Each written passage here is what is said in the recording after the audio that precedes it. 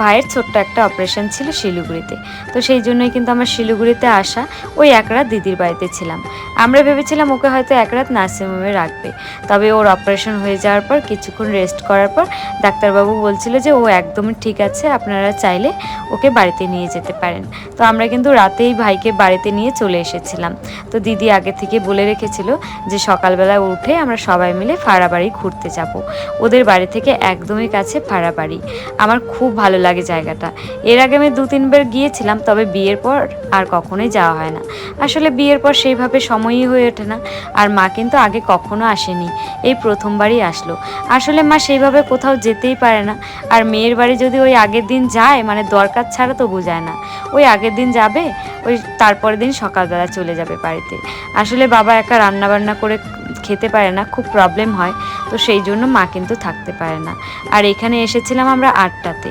এত রোদ ছিল, তবে এই জঙ্গলটায় ঢোকার পর এত সুন্দর একটা ঠান্ডা ওয়েদার, এত সুন্দর একটা হাওয়া দিচ্ছিল না। তো এখানে একটা মন্দির ছিল, তাই ভাবলাম যে ঢুকে যাই।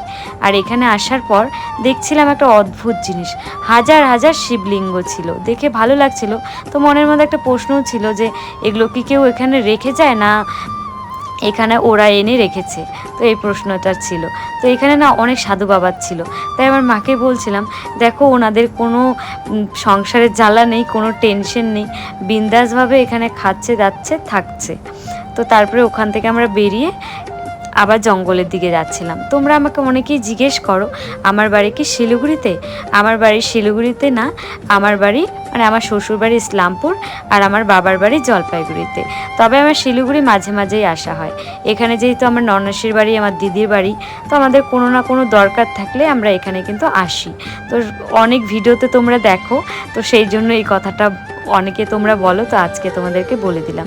আর আমি যেই ড্রেসটা পরে এসেছি, প্যান্টটা হলো আমার দিদির, আর গেঞ্জিটা যে পরে রয়েছি এটা আমার জামাইবাবুর। আসলে আমি যেহেতু এক রাত থাকবো, তো সেই জন্য ভাবলাম যে ব্যাগপত্র আর টানাটানি করবো না, একটা ড্রেস পরেই চলে যাই। তো দিদির ড্রেস তো গিয়ে পরতেই পারবো।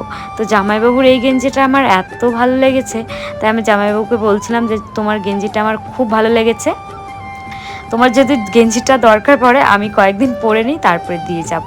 তো আমি কিন্তু এই গেঞ্জিটা বাড়িতে নিয়েও চলে এসেছি, আমার খুব ভালো লেগেছে।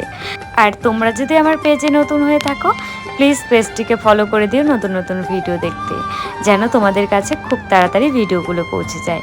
আজকের মতো ভিডিওটা এই পর্যন্তই থাকলো। আজকের ব্লগটা তোমাদের কেমন লাগলো অবশ্যই কিন্তু কমেন্ট করে জানিও। সবাইকে টাটা।